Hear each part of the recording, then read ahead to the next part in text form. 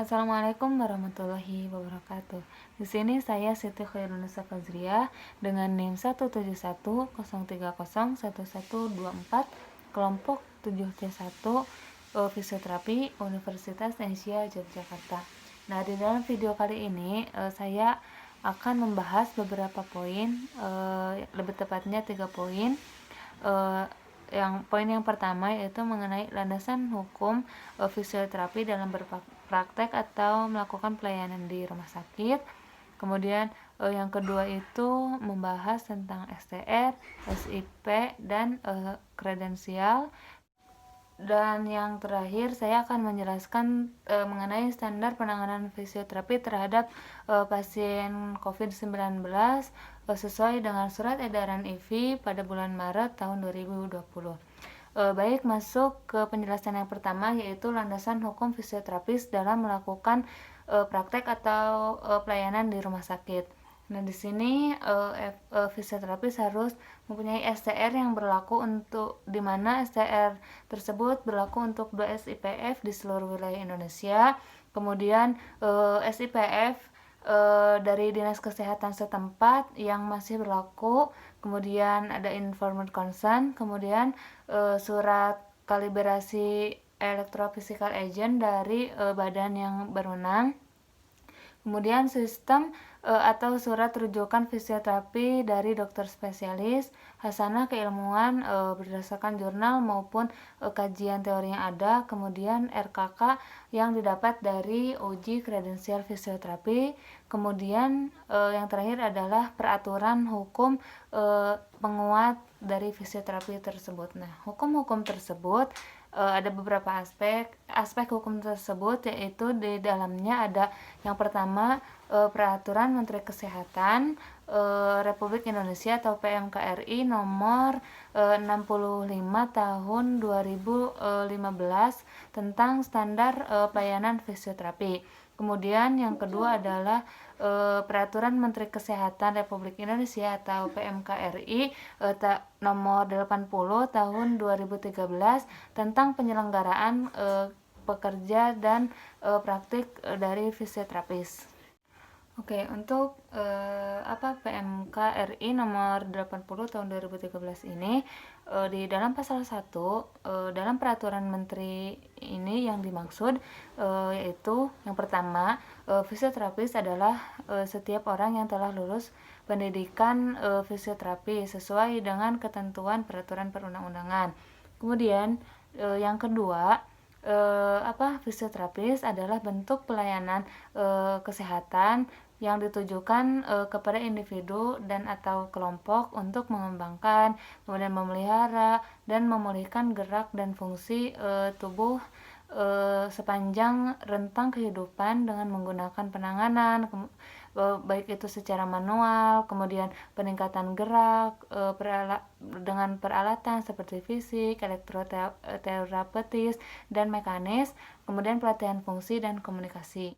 Kemudian hukum tersebut juga yang ketiga itu tertuang dalam naskah akademik penataan sistem pelayanan fisioterapis pada Jaminan Kesehatan Nasional, di mana di dalam naskah tersebut menyebutkan bahwa fisioterapis adalah pelayanan kesehatan yang ditujukan kepada individu dan atau kelompok untuk mengembangkan, memelihara, dan memulihkan gerak dan fungsi tubuh sepanjang rentang kehidupan dengan menggunakan penanganan secara manual, kemudian peningkatan gerak, peralatan seperti yang fisik, elektroterapeutis, dan mekanis, kemudian pelatihan fungsi dan komunikasi. Kemudian ada Undang-Undang Tenaga Kesehatan Nomor 36 Tahun 2014. Nah, jadi kesimpulannya di sini fisioterapi adalah suatu bentuk pelayanan dengan direct access atau bisa diakses atau ditempuh pelayanannya secara langsung.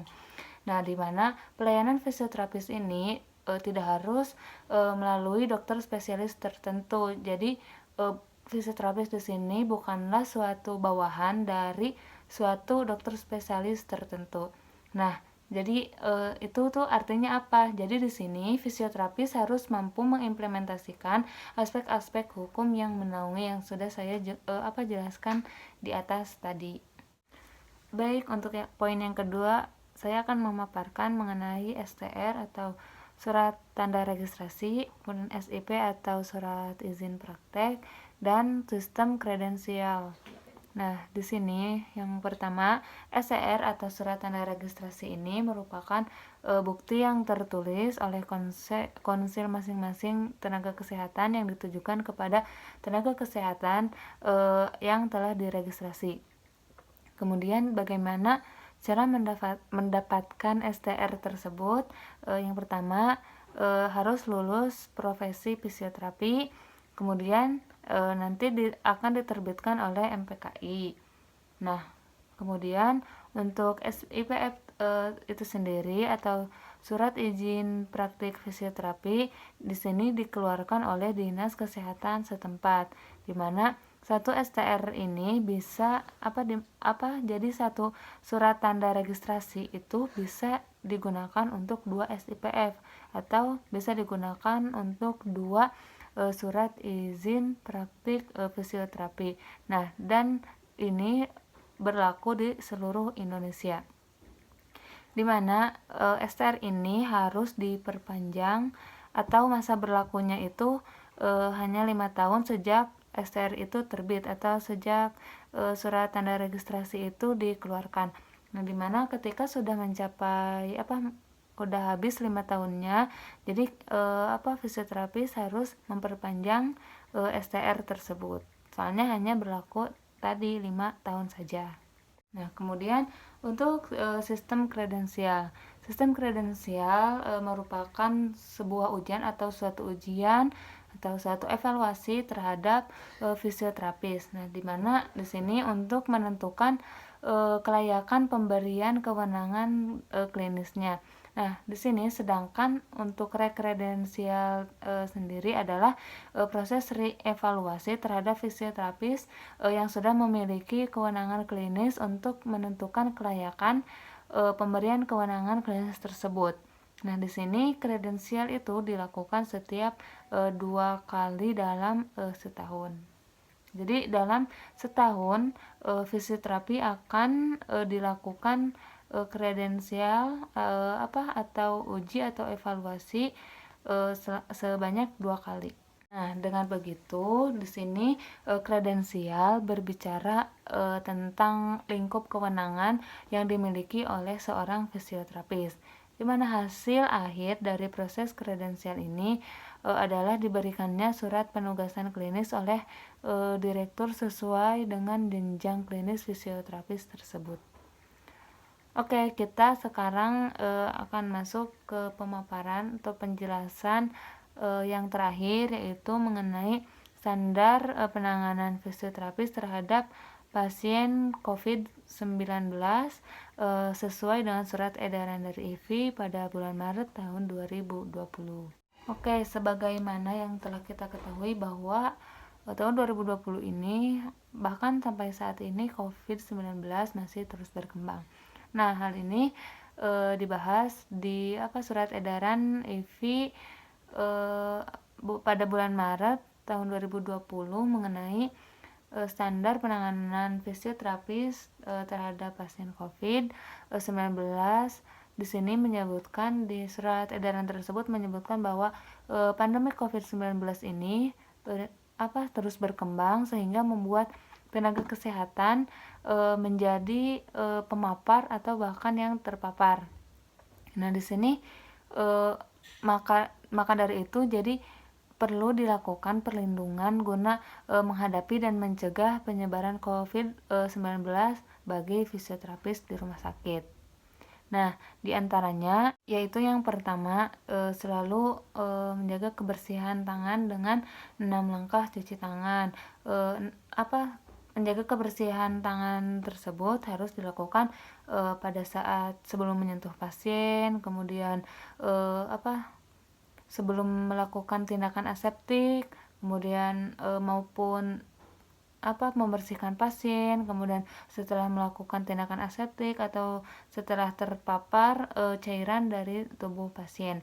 Kemudian setelah menyentuh pasien, setelah menyentuh area sekitar pasien. Jadi fisioterapis di sini harus selalu menjaga kebersihan tangannya dengan 6 langkah mencuci tangan. Kemudian untuk yang kedua itu tidak menyentuh hidung, kemudian mulut, dan wajah. Kemudian yang ketiga itu penggunaan APD. Jadi setelah mencuci tangan, setelah melakukan cuci tangan sesuai dengan 6 langkah cara cuci tangan, untuk menjaga kebersihan tangan tersebut, di sini fisioterapis harus menggunakan APD. Di mana ketentuan penggunaan APD ini yang pertama adalah apron atau gown atau coverall jumpsuit, kemudian ada penutup, menggunakan penutup kepala bila tidak menggunakan coverall jumpsuit atau menggunakan bergo. Kemudian yang ketiga adalah sepatu harus tertutup, misalkan atau memakai boot atau memakai shoes cover. Kemudian di sini fisioterapi juga harus menggunakan goggle atau kacamata ketika ada resiko percikan cairan tubuh. Kemudian menggunakan visor, menggunakan sarung tangan atau handscoon. Jadi handscoon ini harus dilepaskan segera setelah tindakan kepada pasien. Kemudian masker, kemudian masker yang maksudnya yang sesuai standar, kemudian sarung tangan luar. Kemudian setelah kan tadi untuk penggunaan APD-nya. Jadi bagaimana cara melepas APD tersebut. Nah, cara melepas APD juga di sini diatur atau dibahas oleh IVI pada surat edaran bulan Maret tahun 2020 tersebut. Nah, apa saja? Jadi di sini untuk urutan pelepasan APD atau alat pelindung diri yang dibahas oleh surat edaran IVI pada bulan Maret tahun 2020 itu, yang pertama harus disinfektan sarung tangan bagian luar dan hand rub, alkohol atau cuci tangan dengan hand sanitizer. Kemudian yang kedua itu harus disinfektan sepatu boot. Kemudian yang ketiga itu melepaskan sarung tangan bagian luar. Yang keempat melepaskan visor, kemudian buka sepatu boot, atau apron atau gown atau cover all jumpsuit. Kemudian mendisinfektan sarung tangan, melepaskan kacamata pelindung, kemudian melepaskan masker N95 yang sesuai standar tadi, kemudian disinfektan sarung tangan, kemudian melepaskan sarung tangan lagi, kemudian mencuci tangan dengan air mengalir lalu keringkan, kemudian melepaskan shoes cover, dan yang terakhir adalah lakukan kebersihan diri, misalkan dengan mandi, keramas, seperti itu. Nah, baik, sekian penjelasan dari saya mengenai landasan hukum fisioterapi dalam melakukan praktek atau pelayanan di rumah sakit. Kemudian menjelaskan tentang STR, SIP dan sistem kredensial. Kemudian yang terakhir itu penjelasan mengenai standar penanganan fisioterapis kepada pasien COVID-19 sesuai dengan surat edaran IVI pada bulan Maret tahun 2020. Nah, mohon maaf apabila terdapat banyak kesalahan. Saya akhiri. Wassalamualaikum warahmatullahi wabarakatuh.